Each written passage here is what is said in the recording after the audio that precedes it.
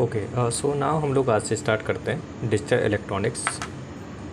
5-10 minute की एक video होगा, तो डेली का हम लोग अपलोड करेंगे और उस वीडियो में हम लोग चीज़ें सीखेंगे थोड़ी बहुत और कुछ इंपॉर्टेंट कॉन्सेप्ट्स भी।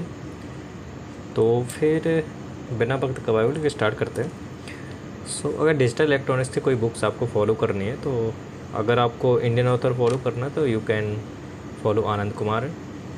और अगर आपको बाहर के राइटर्स आपको फॉलो करने हैं तो आप लोग रोनाल्ड जे टैकी और मॉरिस मानो की बुक को फॉलो कर सकते हो।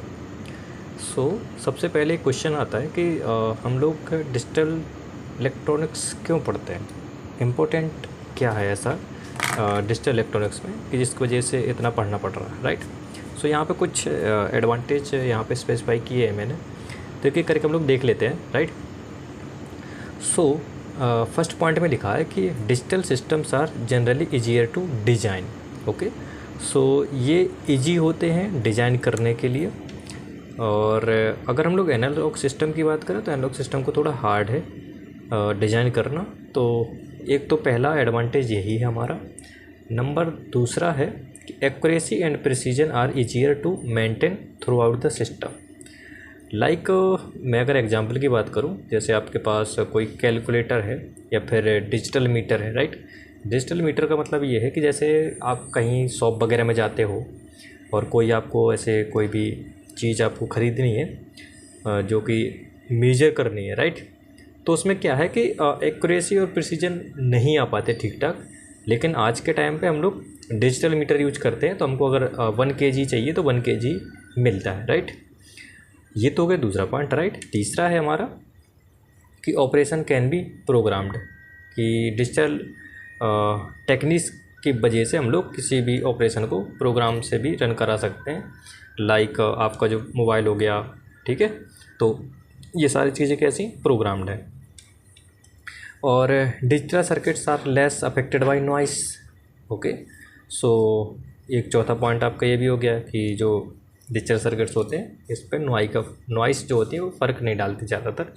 लाइक अब मैं जैसे बात कर रहा हूँ अभी या फिर जिससे माइक से रिकॉर्ड कर रहा हूँ, ठीक है ना, तो ये भी आपके क्या है कि अंदर जो कंपोनेंट्स लगे ना वो डिजिटल सर्किट्स हैं, तो जो सराउंडिंग्स नॉइज़ है ना वो आपके पास कम पहुँच पा रही होगी, राइट। सो ये थोड़ा सा ज़्यादा अफेक्टेड होते हैं in comparison to analogue circuits, right.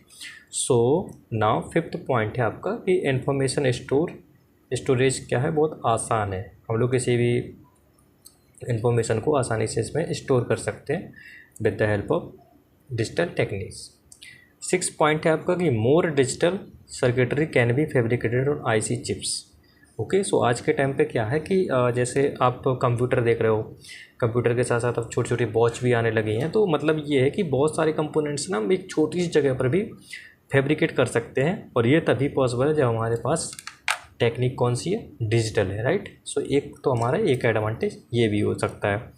7th अगर एडवांटेज की बात करूँ मैं, तो जो compression and expression of digital data is easier compare to analogue. तो कोई भी ऐसा डेटा है जिसको हम लोग मतलब कंप्रेस एक्सपेंशन करना है तो वो डिजिटली बहुत आसानी से हो सकता है in comparison to analogue. Like कोई भी थ्योरी, कोई भी पिक्चर्स, ये सारी चीज़ें ना हम लोग बहुत छोटे से एरिया में या पर बहुत ही शॉर्ट टाइम के लिए चीज़ें हम लोग कर सकते हैं, राइट। सो ये हो गया हमारे 7th पॉइंट्स जो कि है एडवांटेज ऑफ डिजिटल टेक्निक्स के रिगार्डिंग। नाउ हम लोग सेकंड जो आपका है इसमें टॉपिक, वो हम लोग बात करेंगे लॉजिक गेट्स पर। तो वो चीज़ें हम लोग करेंगे दूसरे वीडियो में। तो अभी हम लोग इतना ही रखते हैं, advantage of digital techniques. Next video में लोग कवर करेंगे हम लोग क्लासिफिकेशन ऑफ लॉजिक गेट्स।